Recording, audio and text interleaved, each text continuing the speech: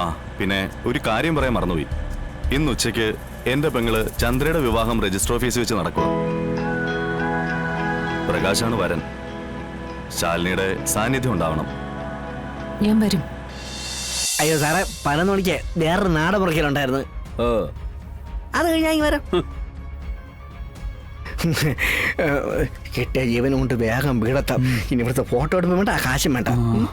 എന്തോ നാളെ കാഴ്ച കണ്ടോടിക്കണം. വാ നടക്കണം അങ്ങോട്ട്. അവിടെയെങ്കിലും സമയത്ത് എത്തണം.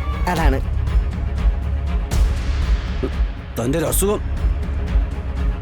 പതിവില്ലല്ലോ ഇതൊക്കെ.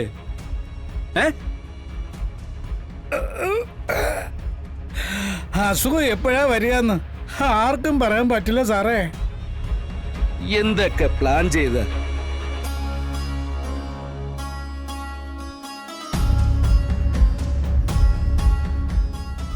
ഇനി അവരൊക്കെ ഒരുമിച്ച് കിട്ടാൻ എത്ര നേരം കാത്തിരിക്കണം?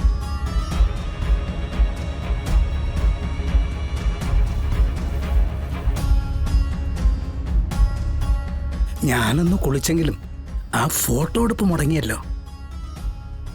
എന്നാലും ഫോട്ടോ എടുക്കണം. പിള്ളക്ക് എങ്ങനെയുണ്ട് ഇപ്പോ? ഓ, ഇപ്പൊ കുഴപ്പമില്ല സത്യാമ്മേ. എല്ലാം ഒരു സ്വപ്നം പോലെ. ഫോട്ടോ എടുക്കണം. അവർ വന്ന ഉടനെ ഫോട്ടോ എടുക്കണം. ആ.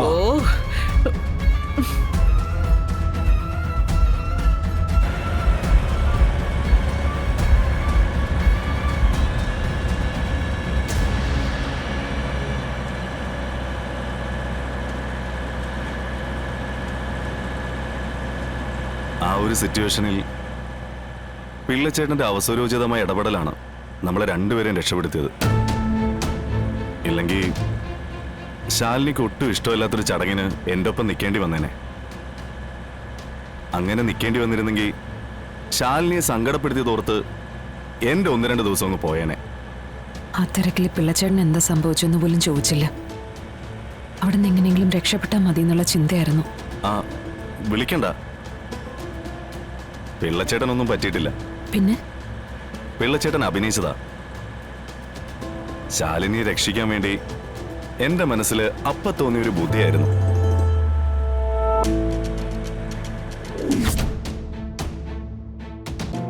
എന്താ പിള്ളച്ചേട്ടാ? അത് ഫോട്ടോ എടുക്കാനാ. എടാ വിഷ്ണു, നിങ്ങളുടെ കല്യാണ വർഷം ഇല്ലയോ? അതിനെ ഒന്നിച്ചെന്നുള്ള 1-2 ഫോട്ടോ വേണം. പിള്ളച്ചേട്ടാ, ഇതിൽ നിന്ന് രക്ഷപ്പെടാൻ നമുക്കിനി ഒറ്റ വഴിയുള്ളൂ. എന്താ ശിവ?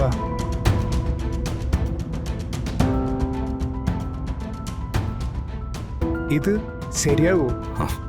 അത് പിള്ളച്ചേട്ടന്റെ മിടുക്ക് പോലിരിക്കും. നോക്കാം. എനിക്കറിയായിരുന്നു അങ്ങനെ എന്തെങ്കിലും നടന്ന ശാലിനി ആ സെക്കൻഡിൽ അവിടുന്ന് എസ്കേപ്പ് ആവുന്നു. ആ അതങ്ങനെ തന്നെ ആവുകയും ചെയ്തു.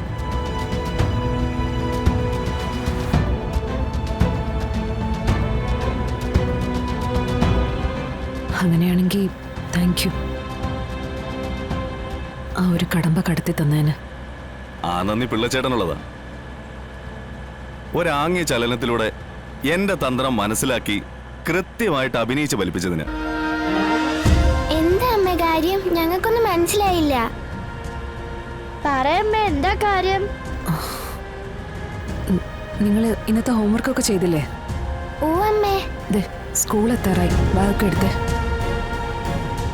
കയ്യിലുണ്ടമ്മേ. ആ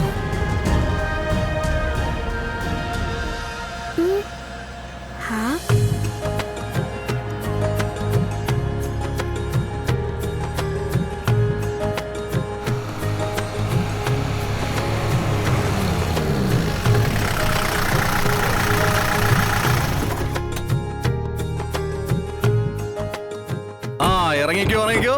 ആ വന്നേ പതിയെ. രണ്ടുപേരും പറഞ്ഞ സമയത്ത് ഇവിടെ ഉണ്ടാവണം. വേറെ ഒരിടത്തേക്കും പോകരുത്. ഇല്ലെങ്കിലേ.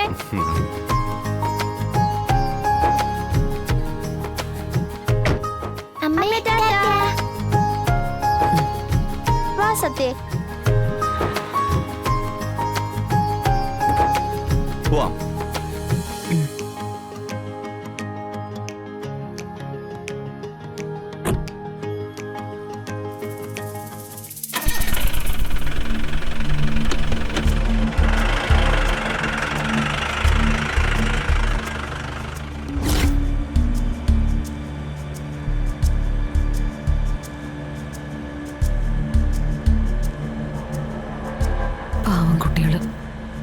ഞാൻ പറയുന്ന വാക്കും വിശ്വസിച്ച് ജീവിക്കുക. സത്യം എന്താണെന്നറിയാതെ. ഈ ജീവിതത്തിന് അങ്ങനെ ചില കാര്യങ്ങളുണ്ട്. നമുക്കൊരിക്കലും പിടി തരില്ല, എന്നിട്ടും നമ്മൾ എല്ലാവരും ജീവിക്കുന്നു. ശരിക്കും അതാണ് നല്ലത്. പകുതി മനസ്സിലാക്കിയും ബാക്കി പകുതി മനസ്സിലാക്കാതെയും അങ്ങ് ജീവിക്കുക. ശാലിനിക്ക് ഞാൻ പറഞ്ഞത് മുഴുവനായിട്ടും മനസ്സിലായില്ലല്ലോ. അത് തന്നെയാണ് ജീവിതം. ഇനി മറ്റൊന്നുണ്ട്. കാണുന്നതേ വിശ്വസിക്കുമെന്ന് പറഞ്ഞ് ജീവിച്ചാലും ജീവിക്കാൻ പറ്റില്ല. കാരണം ഈശ്വരനെ നമ്മളാരും കാണുന്നില്ലല്ലോ, എന്നിട്ടും ഈശ്വരനെ നമ്മൾ വിശ്വസിച്ച് ജീവിക്കുന്നില്ലേ? അതൊരു ചതുരംഗ കളിയാ ശാലിനി. ഇവിടെ വിജയിക്കുന്നവനേ ജീവിതമുള്ളൂ, അല്ലാത്തവൻ തോറ്റുമടങ്ങും. ആ പിന്നെ ഒരു കാര്യം പറയാൻ മറന്നുപോയി. ഇന്ന് ഉച്ചയ്ക്ക് എന്റെ പെങ്ങള് ചന്ദ്രയുടെ വിവാഹം രജിസ്റ്റർ ഓഫീസിൽ വെച്ച് നടക്കുക.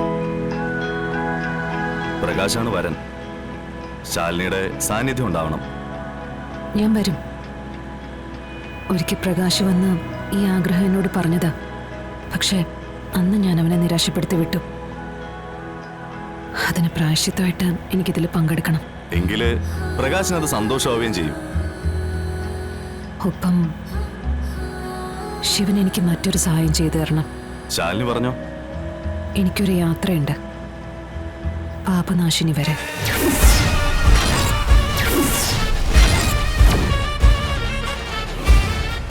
എൻ്റെ ജീവിതത്തിലെ ഏറ്റവും പ്രാധാന്യമുള്ള ഒരു ചടങ്ങ് നടത്താനുള്ള യാത്ര. അതിനെനിക്ക് സഹായം വേണം. ബുദ്ധിമുട്ടാവില്ലെങ്കിൽ. എന്ത് ബുദ്ധിമുട്ട്? എന്നോട് ചോദിക്കാൻ മനസ്സ് കാണിച്ചല്ലോ, അത് തന്നെ വലിയ സന്തോഷം. ഞാൻ വരാം. എപ്പോഴാണെന്ന് ശാലിനി പറഞ്ഞാൽ മതി.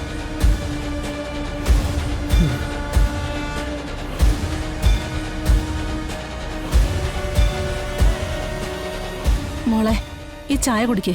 എനിക്ക് വേണ്ട. വെറുതെ വാശി കാണിക്കല്ലേ. മറ്റുള്ളവർക്കെല്ലാം വാശി കാണിക്കാം, എനിക്ക് വാശി കാണിക്കാൻ പാടില്ല, അല്ലേ?